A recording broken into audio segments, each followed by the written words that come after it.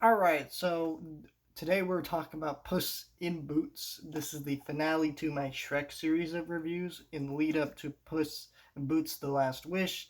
I've already reviewed that movie though, even though it doesn't come out till later this week because they did do early screenings. I went to one, and I'm kind of glad I did before watching this one because I did watch the 4K and we'll talk about how that looks, but I do want to just talk about the movie in comparison to Puss in Boots: The Last Wish. Don't worry, no spoilers or anything. But that's why I'm kind of glad I saw that one because otherwise this review would be okay. But I feel like I have a deeper perspective of this movie and why it doesn't work for me, being able to compare it to the first movie. And I think that's because this movie is boring, and I kept trying to figure out why while watching it. And it's a very clunkily paced movie. In fact, let's just talk about the flaws without comparing it to the first movie, and then we'll compare it to the first movie and explore like why this movie really doesn't work. The main problem here with this movie is the pacing in this movie is really bad.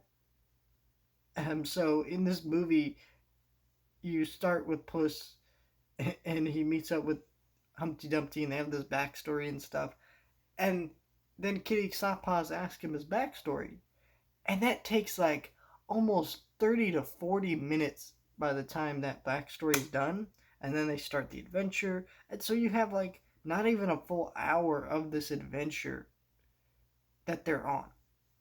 Like it was just very strange and clunkily put together, and it made, and it's also a backstory that's just not that interesting or whatever. It doesn't really tie into the Shrek movies very well or anything like that. Not necessarily that it had to, but yeah, I mean, and so you just like I don't really care about this egg and Puss's like relationship because it's just kind of dumb.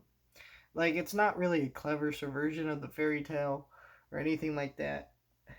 There's a couple fun jokes related to uh Puss in Boots and the fairy tales and stuff like that, but it doesn't feel like as funny as Shrek did. And so this movie tries to play it more straight with the adventure aspect, and now we're kind of getting into the flaws of why this one doesn't work in comparison to Puss in Boots. It's weird.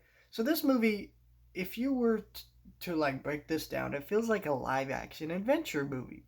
Like something like Pirates of the Caribbean, The Lone Ranger, or something like that. The newer Lone Ranger movie with Johnny Depp, something like that. That kind of action style to it.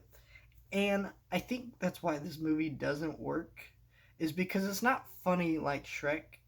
Like there's gags in the movie because it's still an animated kids movie, but for the most part, this really isn't a funny movie. It's boring because it's just a straightforward action movie. And I think why I enjoyed Puss in Boots: The Last Wish is not only that they were able to give Puss a real character arc, which he does not have in this movie. He just kind of plays his stick straight. Um, I think the problem is like the gags aren't that funny because there's not that many of them is why. And I think what works about Puss in Boots: Last Wish is that yes, it's an action adventure movie. It's them trying to get this thing, and there's action and there's fun stuff like that. But it plays it like a cartoon. The way the movie looks, the way it moves, the action, the humor. Like this doesn't feel like a cartoon. It feels like a live action adventure movie. Something like a Zorro movie, which is obviously kind of what Puss is loosely based on because of the fact that like he's voiced by Antonio Banderas, voiced Zorro like the. But I'm just saying like if they had played the aspect into the aspect like that, I feel like this could have been a way better movie. It's not a terrible movie, like it's just kind of forgettable is all, and I think that's why I'm just not like crazy about this one. I think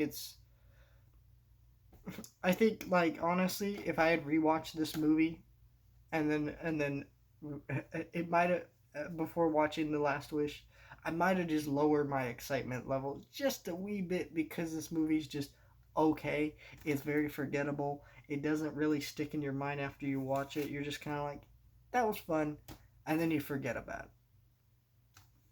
I think it's definitely more fun for kids though. When I was a kid, I remember really enjoying this movie, so I definitely think kids will get a kick out of this movie. But it's just like, in terms of sticking with them or with you. It's just not going to happen. The 4K did look really good.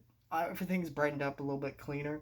I remember the Blu-ray kind of looking a little bit dark, but this looks a little bit cleaner, and you know, really shows off that action aspect of this movie, and that's great.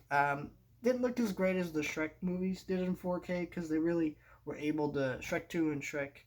They updated those a lot, and they were a lot cleaner, and they had a lot more smoothing to them, so that was cool. But this one, it does what it needs to do. It makes this movie look, I think, as good as it's gonna look.